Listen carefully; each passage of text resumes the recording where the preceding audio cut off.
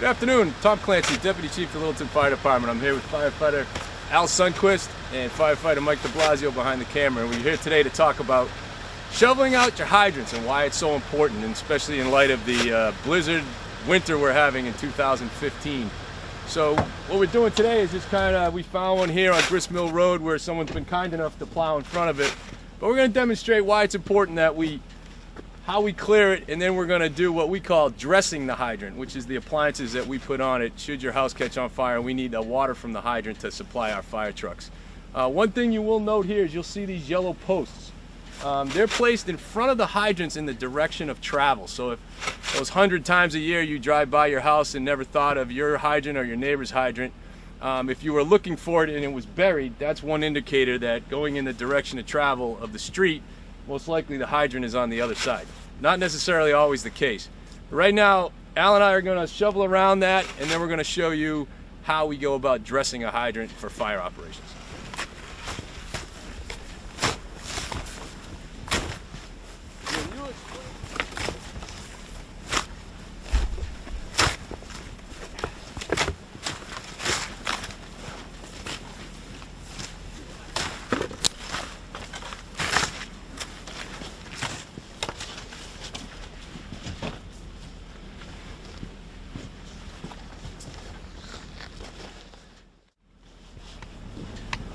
So right now Mike de Blasio is dressing the side steamer ports, and the main steamer port here at the front of the hydrant is for our main supply line.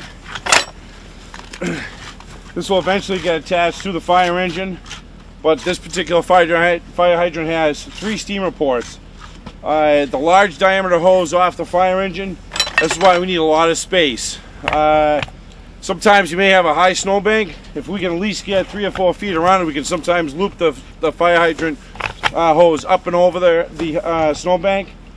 But you can see how much space it does take to actually put what we call dressing the hydrant. There are a lot of places in town, the older fire hydrants have 2 steamer ports, which have the 2 smaller red gate valves on them. The newer hydrants in town, the water department every year seems to be able to keep up with and replace them.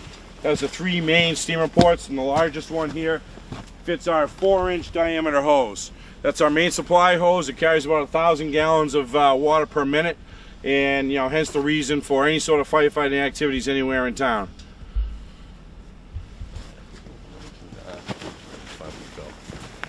So that we just wanted to give you that information about it, why it's important that you get your hydrants shoveled out, so that we have access to them in the event of emergency at your house or your neighbors.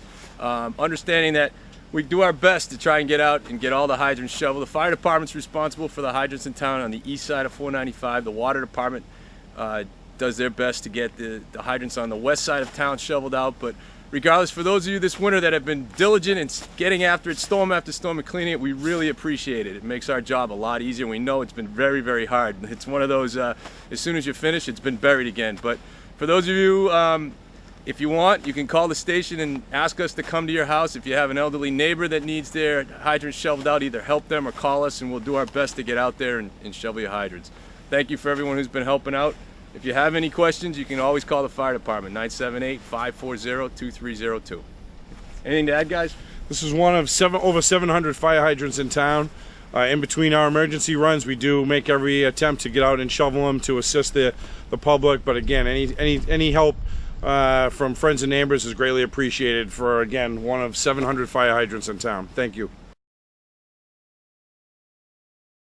All right. Thanks a lot.